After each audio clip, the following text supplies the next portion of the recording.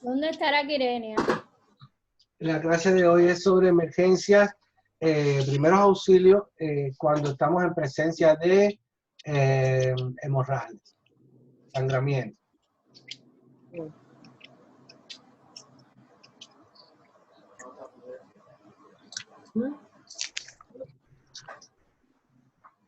Ok, una hemorragia es la salida de sangre, ok, puede ser la salida de sangre al exterior o puede ser la salida de sangre a un órgano hacia el interior o que salga al exterior pero a través de un orificio que se comunica con el exterior, como si fuese por ejemplo por el oído, por la nariz o cualquier orificio, ¿no? Esas son las hemorragias. Entonces, vamos a ver específicamente estos temas, vamos a hablar de lo que ya dijimos, lo que era básicamente una hemorragia, los tipos de hemorragias, las hemorragias externas, la hemorragia interna y la hemorragia exteriorizada por orificios naturales.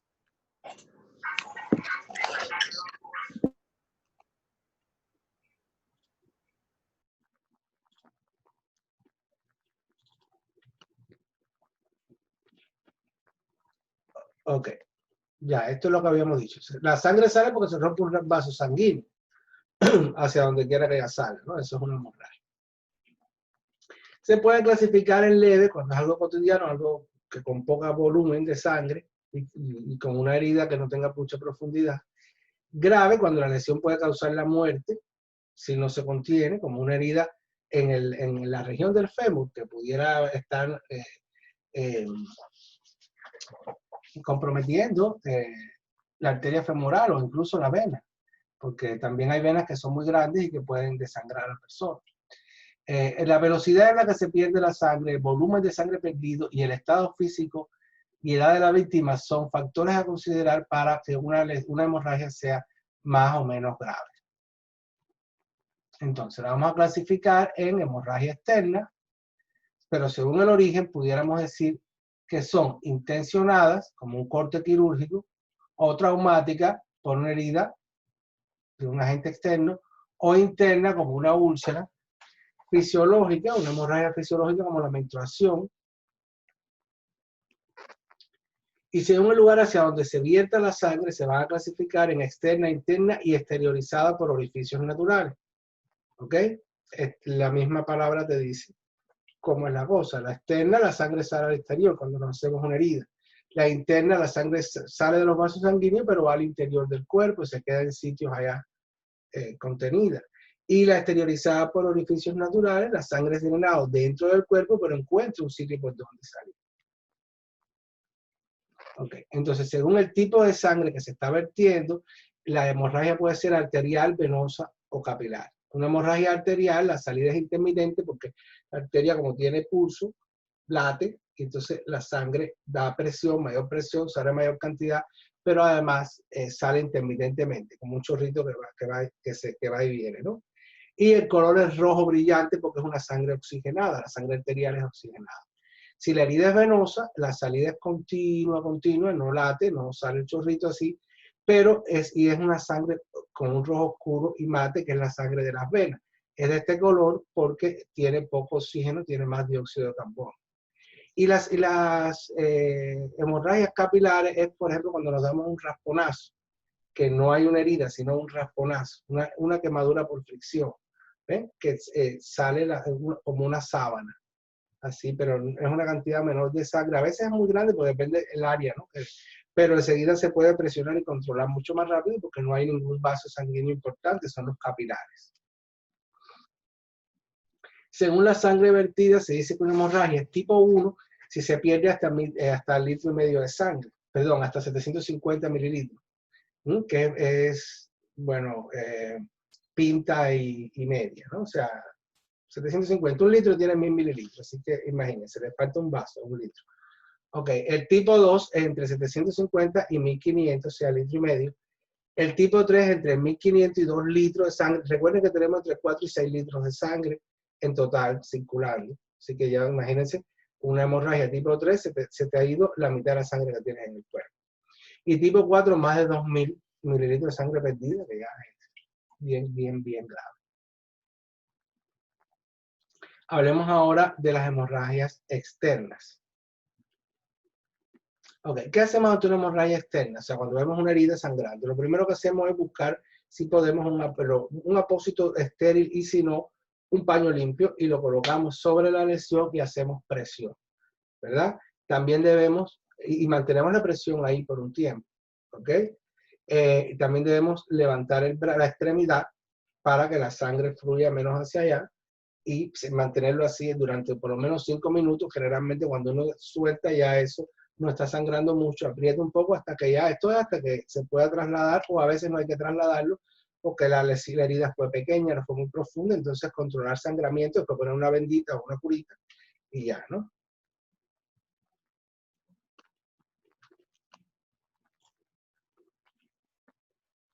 Bien, elevar la extremidad. Comprimir y elevar la extremidad. Si es en el miembro inferior, igual subimos la extremidad y le comprimimos para que vaya menos sangre hacia la región. Y se puede hacer un vendaje compresivo sobre los apósitos para mantener la presión. Eso lo tienen que aprender en el laboratorio, cómo se hace un vendaje compresivo. Es muy difícil por lámina explicarlo. Estas láminas están un poquito malitas también. Podemos comprimir, no ves si ven aquí esta arteria braquial, ¿ven? Que es la arteria principal de los miembros superiores. La herida fue aquí en la muñeca, en este caso, pero la persona comprime aquí para disminuir la cantidad de sangre que llega a esta región. O sea, combina todo eso. Fíjese, él está apretando con un apósito estéril o un paño limpio, ¿ok? Haciendo compresión, está elevando la extremidad y está apretando al mismo tiempo aquí en esta área para que disminuya la sangre que llega acá. Si tenemos un aparato de tomar la presión, mejor, porque lo ponemos aquí, lo insuflamos como si lo estuviera y lo dejamos ahí, ya no sale más sangre para allá abajo.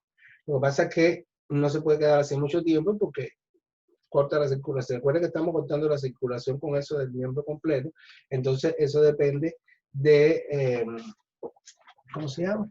De cuánto tiempo demora. Uno tiene que irlo abriendo y cerrando cada unos minutos para que no vaya a interrumpir la circulación de toda esa área por mucho tiempo y mueran las células, entonces se produzca un fenómeno de autointoxicación. Se hace por un momento, ¿verdad? Para que, pero no permanente en lo que vendamos allá, lo que sea, y después soltamos aquí y apretamos y soltamos. Ok, en el caso de los miembros inferiores, si la herida es los miembros inferiores y tenemos que comprimir, este es el área, ¿ven?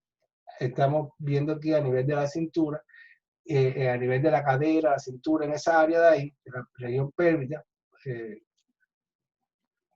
por ahí pasa las ilíacas comunes que después derivan en la arteria femoral. Y entonces nosotros podemos comprimir esa área y disminuimos la circulación en el miembro en cuestión. Okay. Esto que ven aquí es la posición anti-shock. Cuando en la posición anti-shock, ¿qué es lo que hacemos? Le subimos los pies al paciente, lo tapamos para que no pierda temperatura y mantenemos la cabeza abajo y calmado, para que la sangre vaya hacia la cabeza. Cuando hay un riesgo de que se pierda, claro, una hemorragia, se pierde sangre, entonces queremos que la sangre esté donde más falta hace, en ese momento, que es en la cabeza y el corazón. Eso se mantiene en el área, en el tórax y la cabeza. Y las piernas ceden su sangre para que aquella área. Entonces, esa es la posición llamada anti-shock. Piernas elevadas, acostado al paciente, la cabeza hacia atrás, lo tapamos para mantener temperatura. Ahora, vamos a hablar del torniquete. El torniquete es una herramienta que ha salvado muchas vidas, pero tiene un problema. El torniquete, si se va a demorar mucho, como esto se usa más bien cuando hay accidentes, guerras, desastres, entonces a veces hay mucha gente comprometida y entonces a veces pasan horas sin que puedan acabar de atender al paciente y cuando llega el momento de atenderlo, no queda más remedio que cortarle la pierna. ¿Por qué? Porque la pierna se pone cianótica, completa, si se deja mucho tiempo, estoy hablando de horas, y empiezan a morir células ahí y esa sangre se contamina, se liberan grandes cantidades de potasio que está en el interior de la célula, se libera. Y si cuando tú quitas el torniquete, después de todo ese tiempo, simplemente todas esas toxinas hacen una autointoxicación y la persona muere al momento. Entonces, llegado a ese punto, si, aunque la pierna esté sana y todo, muchas veces la única solución es cortar la extremidad. Eso se ve mucho en la guerra, que viene mucha gente sin una pierna y no necesariamente fue porque una granada o algo. Claro, si se le da una atención sanitaria correcta, obviamente se le deja oxigenar, se va haciendo un balance y se le deja oxigenar el área, ¿no? Se abre y se cierra el torniquete. Estas son las consecuencias negativas. Un corte completo de oxígeno y nutrientes en la célula puede llevar a la amputación del miembro si es mucho rato. Se pueden producir lesiones nerviosas, se puede producir una amputación traumática con un torniquete. ¿Cuándo lo hacemos? Cuando la herida va a ser arterial, no por una herida venosa hacemos un torniquete, y en una extremidad donde nos damos cuenta que por el volumen de sangre que está saliendo es una arteria importante y es muy rápida la pérdida, es muy grande la pérdida, entonces está en peligro la vida, ¿no? Pero si se puede evitar, se evita. Se puede preparar por si comienza a sangrar más, y si con compresión resolvimos y no está sangrando o no está sangrando mucho, pues no se usa el torniquete. ¿Cómo se hace? Bueno, con un trozo de tela, después lo voy a poner un video para que lo puedan ver, de 5 centímetros de ancho, más o menos como si fuese una corbata. ¿Ok? Más o menos se rodea la zona, se da 2 vueltas por encima de la herida, mírenlo aquí. Esto es a nivel de, tú sabes, de lo que te encuentres ahí para hacerlo. Básicamente es hacer un nudo y darle vuelta con un palo, ¿ves? Le das vuelta y vuelta y después coges otra tela para amarrarlo y que esto no retorne. Si no necesita atrás ya. Entonces, este extremo, que no es el que está apretando, sino sosteniendo el palo, porque fíjense que el torniquete se pone por encima de la herida, porque la sangre desciende de acá hacia acá. ¿Ok?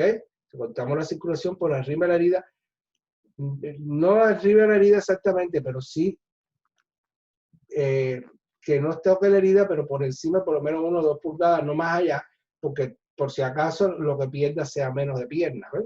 O de brazo. Entonces se coloca, por ejemplo, si la herida es debajo de las rodillas, no lo vamos a poner acá arriba, lo ponemos aquí. ¿Ves? Lo más cerca posible de la herida, pero por encima. Bueno, y entonces se le da la vuelta con el palo para papá y se amarra. Es muy sencillo de hacer.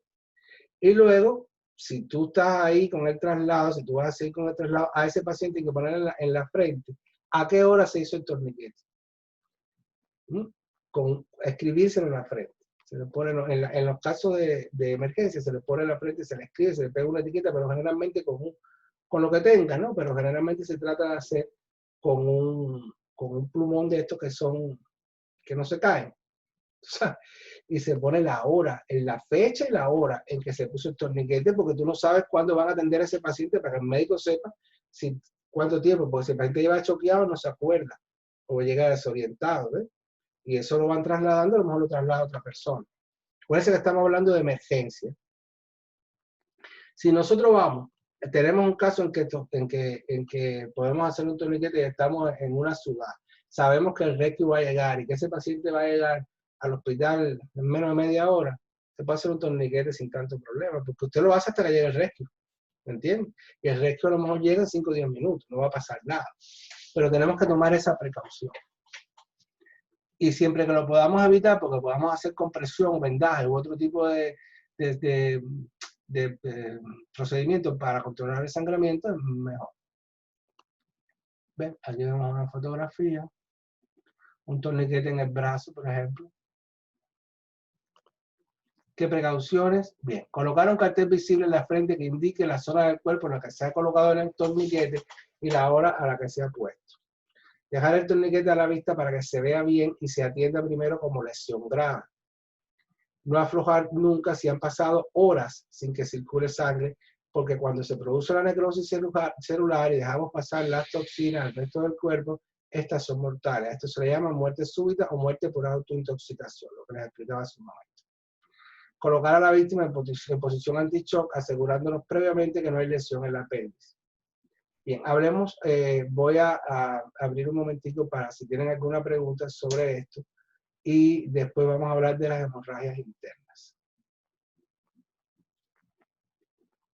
Ustedes dirán si quieren hacer algún comentario. Porque eso era lo que ¿cada cuánto es que hay que quitarle y volverle a apretar la venda? No, si tú vas a estar haciendo traslado, de entre 2 y 5 minutos se debe abrir, dejar que circule sangre, para que se recambie, no se mueva, y vuelvas a cerrar. Y así, de entre 2 y 5 minutos. Ahora, si cuando tú abres sale un chorro muy grande, lo vas a desangrar, ¿entiendes? Eso depende de la situación. Si sale un chorro grande, entonces ya tú sabes que la pierna la va a perder, pero va a quedar vivo. No lo puedes dejar que salga, ¿entiendes? Porque eso se abre si la cantidad de sangre, el volumen de sangre, y según la situación del paciente, tú lo puedes ir abriendo para que no pierda la extremidad, ¿entiendes? Si demora mucho el traslado. Pero la mayoría de las veces cuando se hacen torniquetes en las ciudades, siempre el hospital está cerca. Si es un problema de un accidente, 2 o 3 gente, que no hay esa cosa masiva de catástrofe, eso, es más fácil de manejar porque el rescue llega enseguida, entonces no hay problema. Ellos lo atienden después.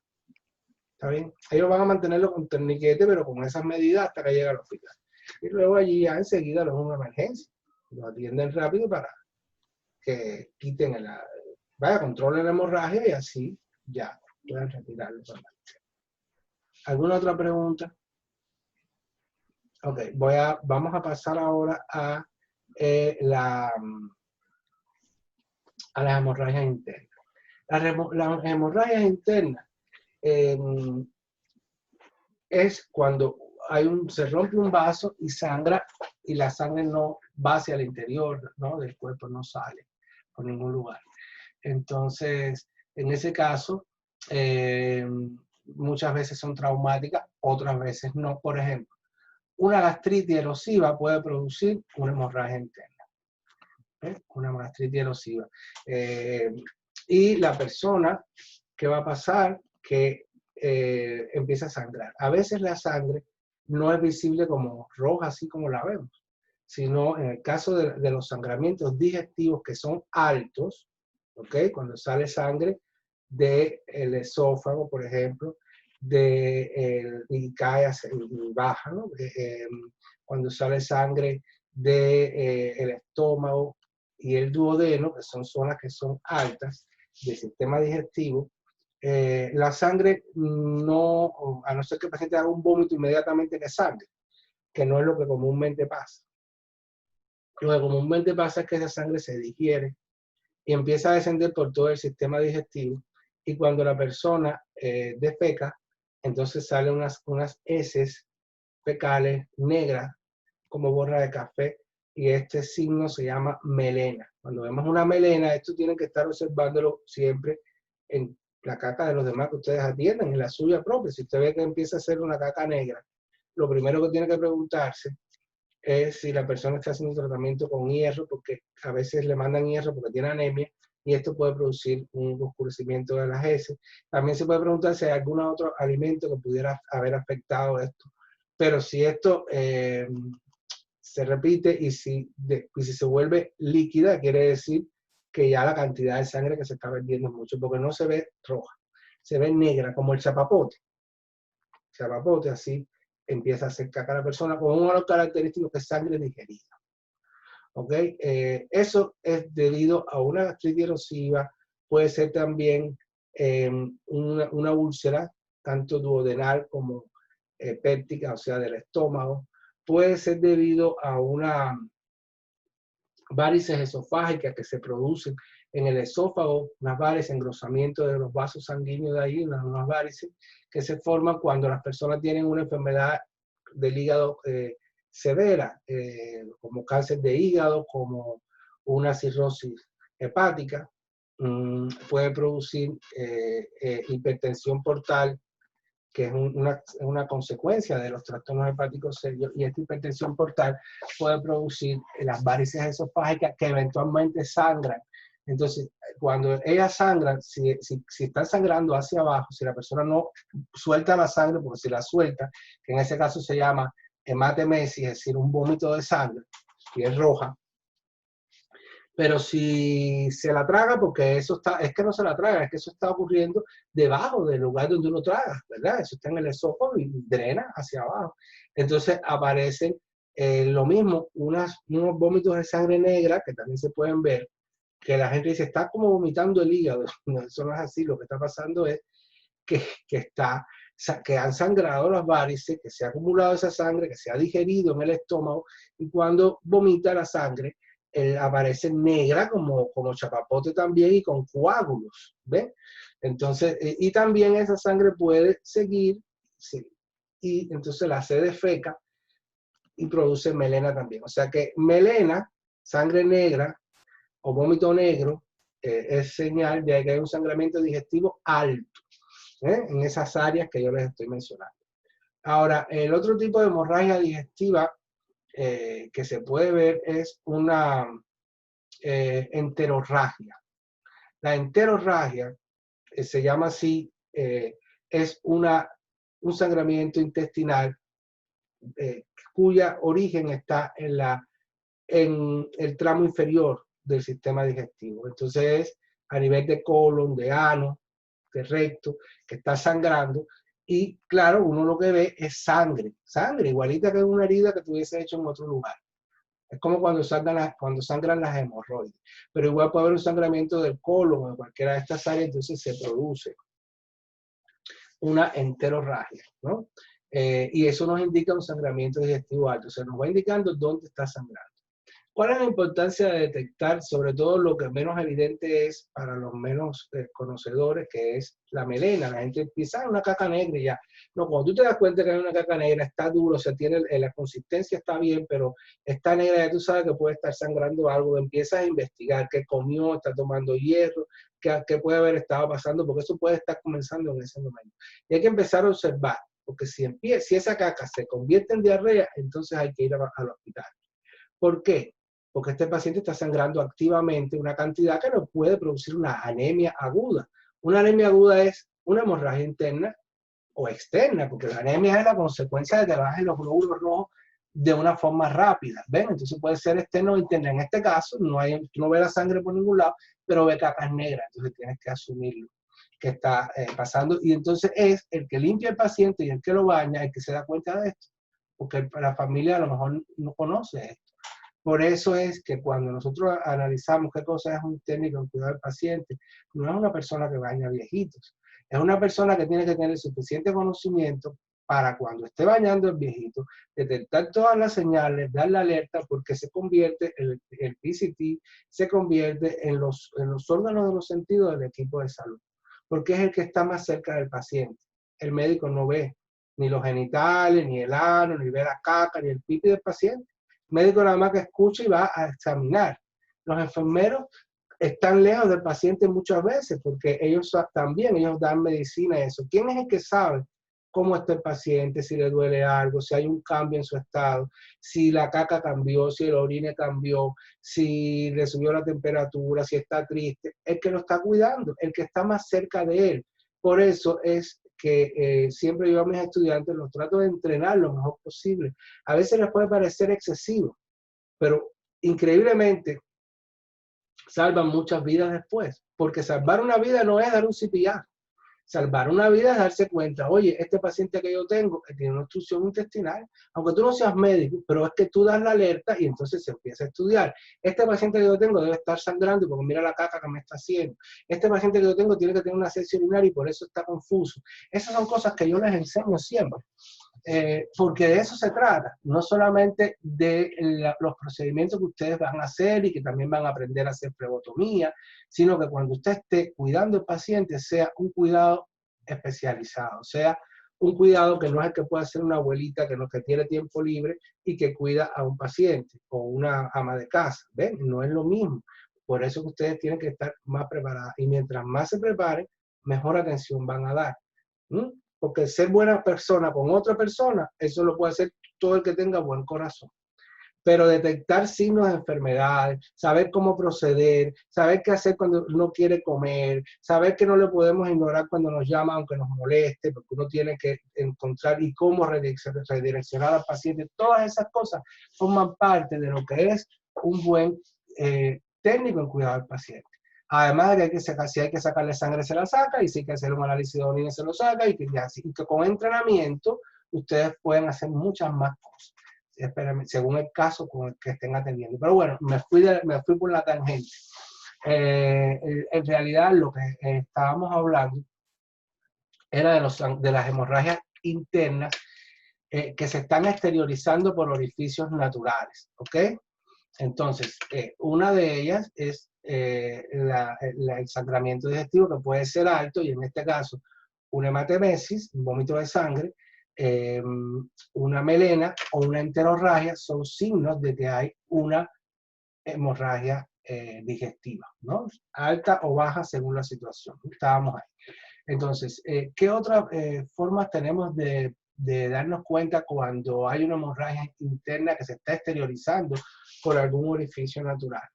Bueno, por ejemplo, pensemos en las vías respiratorias. En las vías respiratorias, si sangran, ¿qué hay en las vías respiratorias? Puede sangrar la nariz, puede sangrar cualquier área de las vías respiratorias, puede haber un sangramiento en la tráquea, en los bronquios, o incluso pulmonar. ¿Cómo se va a expresar esto? Porque el paciente va a toser con sangre. Cuando tose, hay sangre. Expectora, sangre. Esputo con sangre. Eso, ¿no? Entonces, cuando hay esputo con sangre, hay que, por supuesto, empezar a investigar por qué está ocurriendo esto. Una causa es el cáncer de pulmón, pero también la tuberculosis. Y hay otras causas más benignas también, ¿no? Que pueden provocar un sangramiento bronquial. En un momento, a veces el sangramiento es porque cuando tosemos tenemos una tonta molesta que nos rompemos un vasito ahí en el área de la faringe, ¿verdad? Y entonces expectoramos y tiene un poquito de sangre, no siempre va a ser, para que no tampoco, ¿no? Algunas infecciones respiratorias serias, ¿no? Más serias, como neumonías complicadas y eso, pudieran provocar. Es raro, pero las neumonías normalmente no expectoran sangre, pero bueno, pudieran muchas cosas, ¿no? Pero bueno, eso se llama hemoptisis, una expectoración con sangre. Sabemos que viene de vías respiratorias. Fíjate, por la boca están saliendo dos cosas: la sangre del sistema digestivo, que sería una hematemesis, y del sistema respiratorio sería una hemoptisis. Hemo de sangre, tisis con P primero, hemoptisis con una P ahí. Ahora la van a ver cómo se escribe. Entonces sale la sangre de esa manera, pero nos damos cuenta porque no es lo mismo vomitar que toser y expectorar, ¿no? Nos damos cuenta que con qué está mezclada la sangre, si es con secreciones o... Entonces, esa es otra. Si sangra, por ejemplo, si es un sangramiento nasal, entonces podemos ver una epístasis. Los nombres los van a ver ahorita escritos. Epistaxis o epístasis, que es cuando sangra en la mucosa nasal, ¿ok? Y tiene muchas causas, a veces por presión arterial alta, a veces por fragilidad capilar de la mucosa. A veces hay personas que tienen tendencia a esto incluso desde niños. En fin, hay que estudiarla. Puede ser un pólipo también, puede ser. Si sangra los oídos, el sangramiento de los oídos, estamos hablando de hemorragias internas que se están exteriorizando por orificios naturales. Si sangran los oídos, son una otorragia. Está saliendo sangre, ragia es un sufijo que significa sangramiento, ¿no? Entonces, oto es oído, otorragia, ¿ok? Cuando sangra por la nariz, también se llama rinorragia, rinorragia, porque el rino es nariz. O sea, epístasis, pero también puede ser rinorragia. A ver, ¿qué más? Si el sangramiento es, creo que he descubierto ya todos los orificios. Oído alternante en el ojo. Es muy rara una oftalmorragia, pudiera ser que salga sangre del ojo, pero es raro. Vamos a ver ahorita, si se me quedó alguna, lo vamos a ver ahí en el resumen. ¿Qué pasa con otros tipos de hemorragias que hay que son internas pero no se exteriorizan? Las hemorragias que no se exteriorizan tienen el problema de que la sangre se acumula dentro y genera otros problemas. ¿Ok? Ok, a veces no se sospecha. Por ejemplo, una persona se cae de una escalera, se da un golpe en el abdomen y no se da cuenta y empieza a sentirse un poco de caída después, pero no se da cuenta, piensa que está cansada y al final se muere porque había hecho una hemorragia interna, se había dado un golpe, por ejemplo, en el vaso, se fue desangrando y la sangre se fue acumulando ahí, pero no, ¿entiendes? Esas cosas han pasado. Gente que van manejando en bicicleta, se cae con el manubrio, se da un golpe en la región, en alguno de los dos hipocondrios, ya sea el derecho o el izquierdo, y ahí entonces se produce una hemorragia interna y no se dan cuenta. Cuando hay accidente, a veces, si no hay forma porque con tantas personas ahí en el área, con traumatismo, si es un accidente grande, ¿no? Donde hay involucrada mucha gente, a veces hay que hacer punciones abdominales a ciegas. Porque si no te da tiempo, porque la cola para el, ¿cómo se llama? El tomógrafo es muy grande porque no te da tiempo y hay gente que se te puede estar muriendo desangrándose ahí. Entonces hacen punciones abdominales buscando si hay sangre en algunos lugares donde tiende a acumularse la sangre si cae. ¿Ven? En los casos de accidentes, cuando son masivos. Bueno, entonces las hemorragias internas tienen ese problema y pueden producir síntomas de shock. El shock siempre se presenta cuando hay una pérdida de sangre, ¿verdad? Eso es por anemia aguda. Entonces, las circunstancias del accidente, que son fractura, traumatismo, golpes violentos en el tórax y el abdomen, son causa de hemorragia interna y también algunas espontáneas como úlceras que no han tenido diagnóstico, ¿no? ¿Qué se hace en caso de una hemorragia interna? Ya vimos la externa, pero ¿qué se hace en caso de una hemorragia interna? Tú lo sospechas y tú previenes el shock, es decir, posición anti-shock, etc. Haces una evaluación general, colocas al paciente en esta posición, no das de comer ni de beber. Si hay fractura, la inmoviliza, le controla cardiovascular, es decir, estás viendo cómo está la frecuencia cardíaca y la presión. La frecuencia cardíaca, en un caso de anemia aguda, de hemorragia interna, sube. La persona tiene taquicardia. ¿Por qué? Porque su corazón tiene que latir más rápido para que las pocas glóbulos rojos que le van quedando traten de llevar la sangre a todas partes. Entonces, eso es lo que pasa. Tenemos una taquicardia en un paciente que tuvo un traumatismo y no está necesariamente ansioso, puede tener una hemorragia interna, entonces eso nos hace sospecharlo. Cubrir al herido y trasladarlo urgentemente es lo que vamos a hacer. Ok. Nos queda 3 minutos nada más. Vamos a parar aquí para poder abordar este tema en un segundo encuentro que voy a tratar de que no sea tan largo. ¿Ok? Dentro de unos 2 o 3 minutos les voy a volver a llamar para reunirnos en una segunda parte porque no me da tiempo en 3 minutos a darle todas las medidas para los sangramientos por el oído y la nariz. ¿Ok? Entonces, nada, voy a cortar y en 2 o 3 minutos, lo suficiente para tomar un poco de agua, ustedes saben, volvemos. Nos vemos.